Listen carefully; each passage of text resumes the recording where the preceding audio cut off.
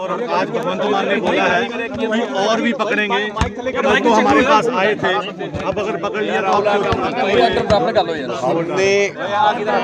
हमने किसी बात की कोई आपत्ति नहीं जताई कि उन्होंने क्यों पकड़ा है। हम ये कह रहे थे पहले दिन से कि आप जब आपको ज़रूरत है किसी व्यक्ति की, आप उनको बुलाएं, और जब आप बुलाएंगे हमारे व्यक्ति आपके पास खुद ब खुद चल के आएंगे, और अगर आपको ज़रूरत है उनकी तो आप पकड़ सकते हैं। ये बात हम कहने के लिए विजिलेंस के दफ्तर पे, कार्यालय पे गए थे। हमारी कोई लड़ाई नहीं है इस प्रकार की भी क्यों पकड़ा, हमने कब कहा है क्यों पकड़ा है।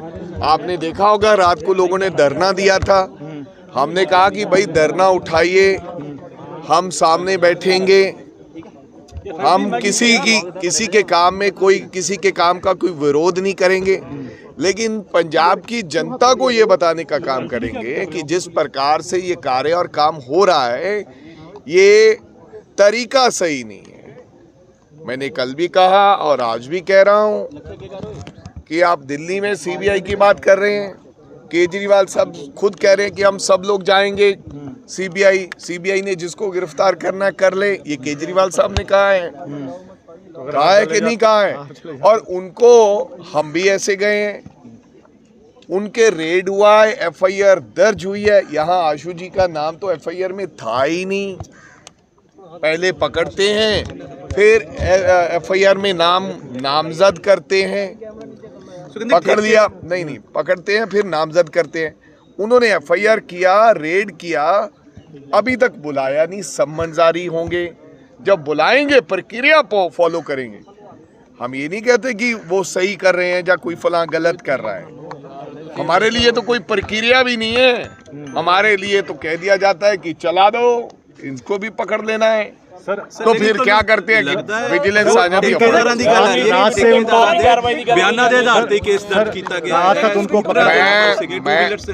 मैं थानू बेनती करनी चाहना है और मैं थानू विस्तार पूर्वक ये दस दिया। पहली गल, किसी दे बयाना दे आधार ते अगर कोई व्यक्ति खड़ा होके ये नया रीति रिवाज ना पाइए कि फलां बंदे ने बयान दिता है, फलां बंदे ने बयान दिता है कि फलां बंदे नूं मैं पैसे दिते, तुसी पर्चा दर्ज करता कोई भी व्यक्ति, फिर मैं कह देना है कि फलां व्यक्ति नूं अज मैं जी न्यूज़ वाला मेरे तो पैसे ले गया। नहीं, मैं वैसे एक उदाहरण दे रहे हैं, फिर ਉਹਦੇ ਤੇ पर्चा दर्ज हो जाएगा। इस तरह का तौर तरीका जिहड़ा है ठीक नहीं है। जिहड़े तुसीं बिट्टू जी सुन लो, स्कूटर के नंबर की गल कीती है यार, ये कोई फॉर्डर स्कैम नहीं है। मेरे कहने का मतलब मैं किसी की अगवाई नहीं कर रहा स्कूटर की नंबर की, पर मैं ये कहना चाहना है, स्कूटर का नंबर किसी बंदे ने दिता कि मैं पूछना चाहना मीडिया नूं जां मीडिया के राही ऑफिशियल्स नूं कि जिहड़ा झोना जां कणक ढोई हुई उस स्कूटर ते हुई। मैं कह रहा कि स्कूटर ते बोरी ढोई के कार के मोटरसाइकिल ते ढोई, एरा मैं कारण दस देना थानू मीडिया नूं। व्हाट इज दिस हैपनिंग, मैं क्यों इहदे विच डीपली पूछया भी ये होया की, ये मैं थानू दसना चाहना है। जदों प्रोक्योरमेंट होंदी है, मंडी च माल आ जाता है, जो मंडी च माल आ जाता, सरकार नूं ये हुंदा कि जल्दी मंडी चों माल चक लिया जाए। तुसी कई बारी चैनल्स से चलाउने हो कि ट्रैक्टर चक रहे ने मंडियां चों माल, हाई कोर्ट की पाबंदी के बाद बावजूद भी ट्रक नहीं चक रहे, ट्रैक्टर चक रहे ने।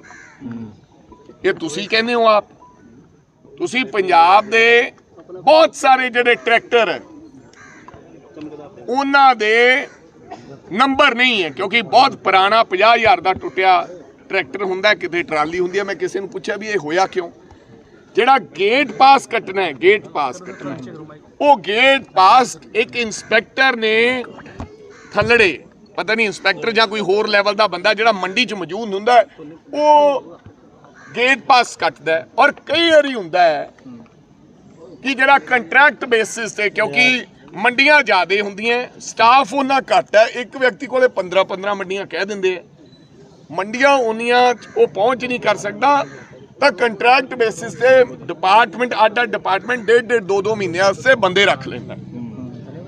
ਫਿਰ ਉਹਨਾਂ ਤੇ ਵੱਖਰੀ ਲਿਖਾਈ ਵੀ ਹੋਏਗੀ ਗੇਟ ਪਾਸਾਂ ਤੇ, ਇੱਕ ਬੰਦੇ ਦੀ ਲਿਖਾਈ ਹੋਣੀ ਚਾਹੀਦੀ ਹੈ।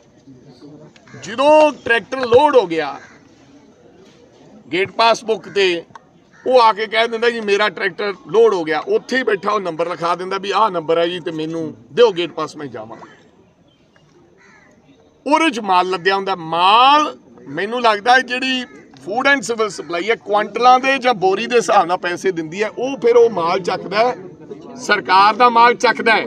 ਸਰਕਾਰ ਦੇ ਮਾਲ ਵਾਸਤੇ ਟੈਂਡਰ ਹੋਇਆ ਨਾ, ਤੇ ਸਰਕਾਰ ਦਾ ਮਾਲ ਚੱਕਦਾ ਹੈ ਤੇ ਉਹ ਜਾ ਕੇ ਸ਼ੈਲਰ ਲੈ ਜਾਂਦਾ ਹੈ। ਸ਼ੈਲਰ ਲੈ ਜਾਂਦਾ ਹੈ। ਜਦੋਂ ਸ਼ੈਲਰ ਲੈ ਜਾਂਦਾ ਹੈ, ਉੱਥੇ ਸ਼ੈਲਰ ਦਾ ਮਾਲਕ ਗਿਣਤੀ ਕਰਕੇ ਉਹ ਮਾਲ ਦੀ ਵਾਪਸੀ ਚਿੱਟਾਂ ਉਹਨੂੰ ਦੇ ਦਿੰਦਾ, ਰਿਸੀਵਿੰਗ ਦੇ ਦਿੰਦਾ ਵੀ ਇੰਨਾ ਮਾਲ ਸਾਡੇ ਕੋਲੇ ਆ ਗਿਆ।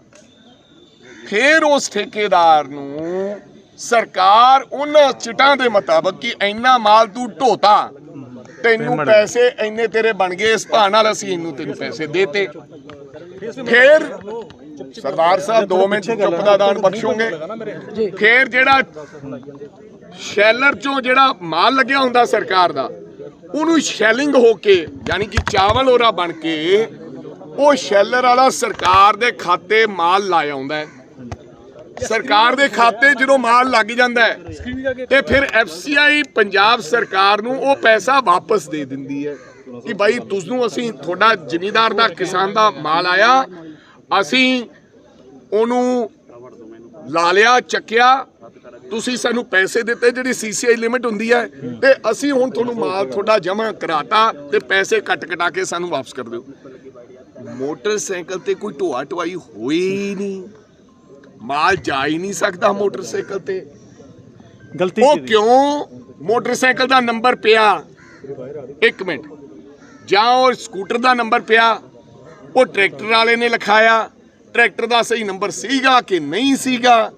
ਜਿਵੇਂ ਮੈਂ ਤੁਹਾਨੂੰ ਕਿਹਾ ਕਿ ਅੱਜ ਕੱਲ ਪੰਜਾਬ ਦੇ ਅੰਦਰ ਜਿਹੜੇ ਕਿਸਾਨਾਂ ਦੇ ਟਰੈਕਟਰ ਹੈ ਉਹਨਾਂ ਦੀਆਂ ਸਾਰਿਆਂ ਦੀਆਂ ਰਜਿਸਟ੍ਰੇਸ਼ਨ ਨਹੀਂ ਹਨ। ਜਿਹੜੇ ਪੁਰਾਣੇ ਟਰੈਕਟਰ ਹੈ, ਐਸੇ ਬਥੇਰੇ ਟਰੈਕਟਰ ਨੇ ਜਿਨ੍ਹਾਂ ਦੀਆਂ ਕੋਈ ਰਜਿਸਟ੍ਰੇਸ਼ਨ ਹੀ ਨਹੀਂ। ਉਹ ਫਿਰ ਜੋ ਲਿਖਾ ਦਿੰਦੇ ਉਹ ਨੰਬਰ ਲਿਖ ਲਿਆ, ਉਹ ਜ਼ਿੰਮੇਵਾਰੀ ਟਰੈਕਟਰ ਦੇ ਨੰਬਰ ਦੀ। ਯਾਰ ਮੈਂ ਮੀਡੀਆ ਰਾਹੀਂ ਪੁੱਛਣਾ ਚਾਹੁੰਦਾ ਸਰਕਾਰ ਦੀ ਕਿ ਇੱਕ ਕੈਬਨਿਟ ਮੰਤਰੀ ਦੀ ਜ਼ਿੰਮੇਵਾਰੀ ਹੈਗੀ ਆ ਕਿ ਉਹ ਜਾ ਕੇ ਟਰੈਕਟਰ ਦਾ ਨੰਬਰ ਚੈੱਕ ਕਰੇ।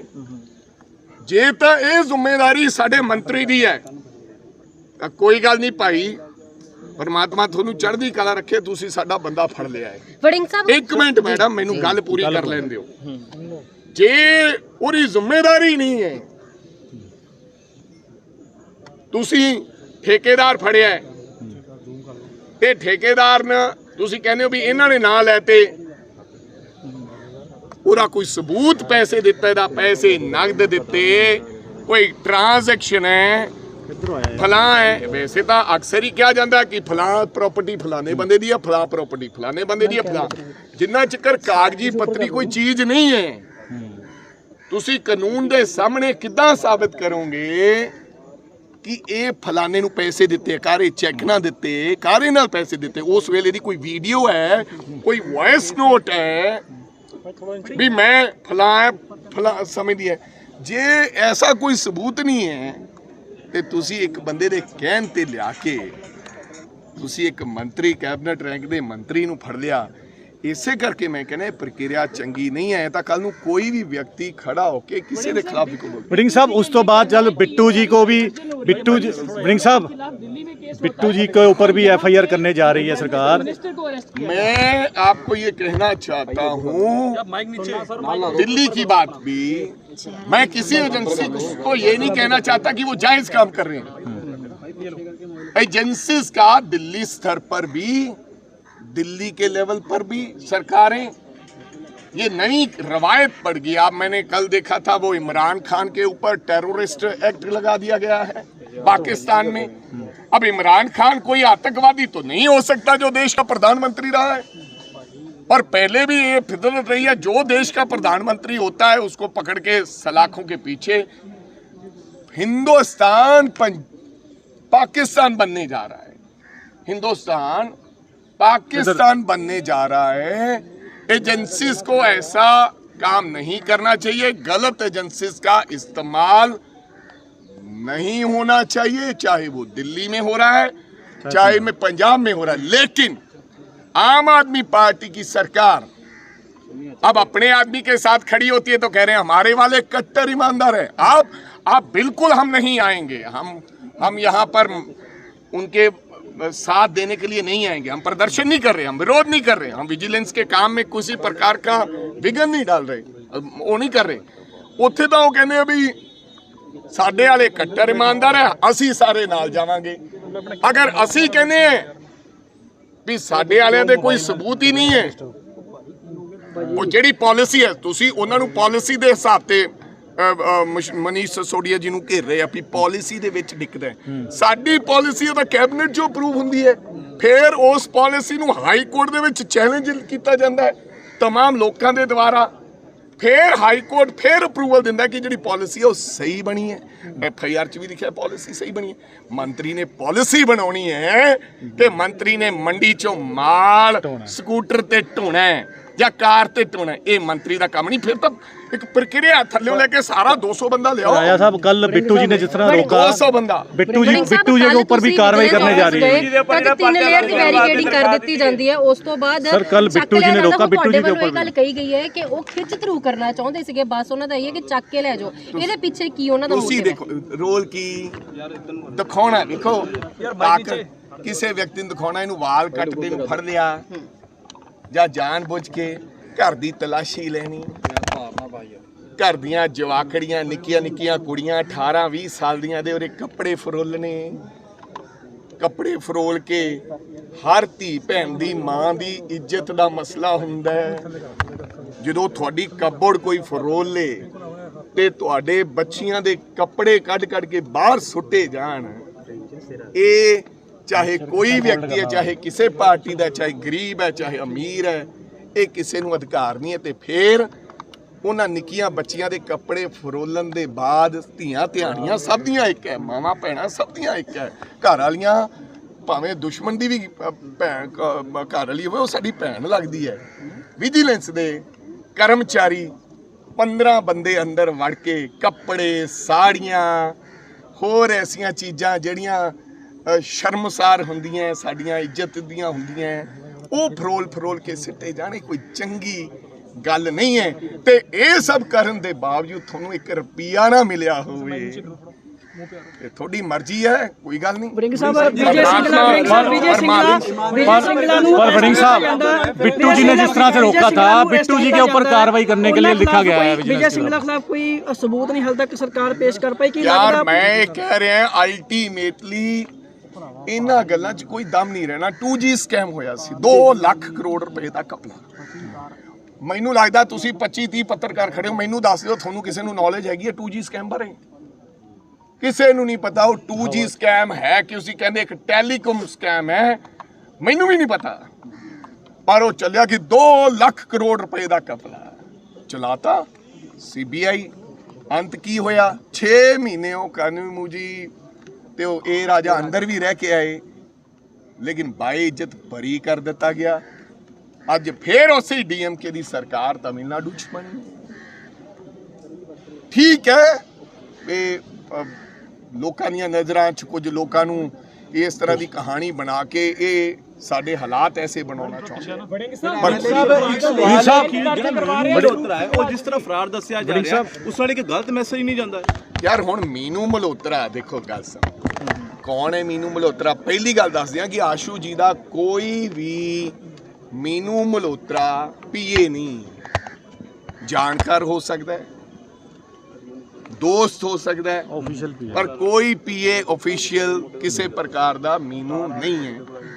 ਬੇਲੀ ਹੋ ਸਕਦਾ ਹੈ, ਸੱਜਣ ਹੋ ਸਕਦਾ ਹੈ, ਦੋਸਤ ਹੋ ਸਕਦਾ ਹੈ, ਮੈਨੂੰ ਇਸ ਬਾਰੇ ਪਤਾ ਨਹੀਂ ਹੈ, ਪਰ ऑफिशियल PA ਨਹੀਂ ਹੈ। ਦੂਜੀ ਗੱਲ, ਕੌਣ ਫਰਾਰ ਹੈ, ਕੌਣ ਨਹੀਂ ਫਰਾਰ ਹੈ, ਉਹਦੀ ਜ਼ਿੰਮੇਵਾਰੀ ਆਸ਼ੂ ਜਾਂ ਰਾਜੇ ਵੜਿੰਗ ਦੀ ਨਹੀਂ ਹੈ। ਅਸੀਂ ਤਾਂ ਇਹ ਕਹਿੰਦੇ ਵੀ ਕਾਂਗਰਸ ਦਾ ਜਿਹੜਾ ਲੀਡਰ ਹੈ, ਜੇ ਸਾਨੂੰ ਕਿਸੇ ਨੂੰ ਸਾਡੀ ਜ਼ਰੂਰਤ ਹੈ, ਸਾਨੂੰ ਤੁਸੀਂ ਸੰਮਣ ਜਾਰੀ ਕਰੋ ਸਾਡਾ ਵਿਅਕਤੀ ਪੇਸ਼ ਹੋਏਗਾ, ਦੂਸਰੇ ਕਿਸੇ ਵਿਅਕਤੀ ਦੀ। ਹੁਣ ਸਾਰੇ ਪੰਜਾਬ ਦੀ ਜ਼ਿੰਮੇਵਾਰੀ कांग्रेस ने थोड़ी चकी वड़िंग साहब, मेरा सवाल है, आशू जी के बाद अब शिकंजा कसने जा रही है बिट्टू जी के ऊपर। बिट्टू जी के खिलाफ इन्होंने कहा है कि वड़िंग डाला। बात ये है, शिकंजा तो देखो जी, उन्होंने रात हम हर व्यक्ति कहते हैं कि हम कोई गुनहगार नहीं है भाई। किसी आपदे साथी का साथ देना जे गुनाह है तो फिर ठीक है, जे साथी का साथ देन ते शिकंजा कसिया जाऊगा तो फिर कोई गल नहीं। फिर इसको भी किस तरह से ਸਾਹਿਬ ਹੁਣ ਕੀ ਪ੍ਰੋਗਰਾਮ ਹੈਗਾ ਕਾਂਗਰਸ ਪਾਰਟੀ ਦਾ? ਵੜਿੰਗ ਸਾਹਿਬ ਹੁਣ ਕੀ ਪ੍ਰੋਗਰਾਮ ਦੇ ਖਿਲਾਫ ਮੈਂ ਤਾਂ ਕਹਿ ਰਿਹਾ ਇਟਸ ਅ ਵੈਂਡੇਟਾ ਪੋਲਿਟਿਕਸ, ਬਦਲਾਖੋਰੀ ਦੀ ਭਾਵਨਾ ਨਾਲ। ਤੁਸੀਂ ਮੈਨੂੰ ਸਬੂਤ ਕਰ ਦਿਓ। ਜਦੋਂ ਇੱਕ ਮਿੰਟ, ਇਹਨਾਂ ਨੇ ਤੁਸੀਂ ਚਲਾਤਾ ਟੀਵੀ ਚੈਨਲਸ ਨੇ, तो फिर ਟੀਵੀ ਚੈਨਲਸ ਨੇ ਚਲਾਤਾ ਕਿ 2000 ਕਰੋੜ ਰੁਪਏ ਦਾ ਘਪਲਾ। ਤੁਸੀਂ ਸਾਬਤ ਕਰ ਦਿਓ, ਮੈਂ ਸਾਰੀ ਉਮਰ ਤੁਹਾਡਾ ਕਰਜ਼ਦਾਰ ਰਹੂੰਗਾ ਕਿ 2000 ਕਰੋੜ ਰੁਪਏ ਦਾ ਜਿਹੜਾ ਘਪਲਾ ਹੈ ਉਹ ਕਿੱਦਾਂ ਘਪਲਾ ਹੈ। ਤੁਹਾਨੂੰ ਮੈਂ ਆਖਿਆ ਕਿ ਮਾਲ ਗਿਆ ਹੀ ਨਹੀਂ, ਮਾਲ ਗਿਆ ਇੱਥੇ ਤਾਂ ਹੁੰਦਾ ਵੀ ਗੇੜੇ ਲਾ ਲੇ ਜੀ, ਸਕੂਟਰ ਦੇ ਨੰਬਰ ਤੇ ਗੇੜੇ ਕੱਢੀ ਗਿਆ ਤੇ ਪੈਸੇ ਲੈ ਗਿਆ। ਵੀ ਇੰਨਾ ਮਾਲ ਸਕੂਟਰ ਦੇ ਨੰਬਰ ਤੇ ਭੇਜਤਾ, 500 ਬੋਰੀ ਗਈ, ਸਕੂਟਰ ਦਾ ਨੰਬਰ ਸੀ, ਉਹਦੇ ਚ ਮਾਲ ਹੀ ਹੈ ਨਹੀਂ ਸੀ ਤੇ ਮੁਫਤ ਚ ਪੇਮੈਂਟ ਕਰਾ ਲਈ। ਐਸੀ ਕੋਈ ਗੱਲ ਹੀ ਨਹੀਂ ਹੈ। ਜਾਖੜ ਸਾਹਿਬ ਨੇ ਵੀ ਚੱਕਿਆ ਸੀ ਮੁੱਦਾ, ਅਕਾਲੀ ਸਰਕਾਰ ਮੈਂ ਫਿਰ ਇਹੋ ਜਿਹੇ ਕਈ ਮੁੱਦੇ, ਕਿਉਂਕਿ ਅਲਟੀਮੇਟਲੀ ਜਿਹੜੇ ਇਹੋ ਜਿਹੇ ਕੇਸਿਸ ਹੁੰਦੇ ਇੱਕ ਦੂਜੇ ਦੀ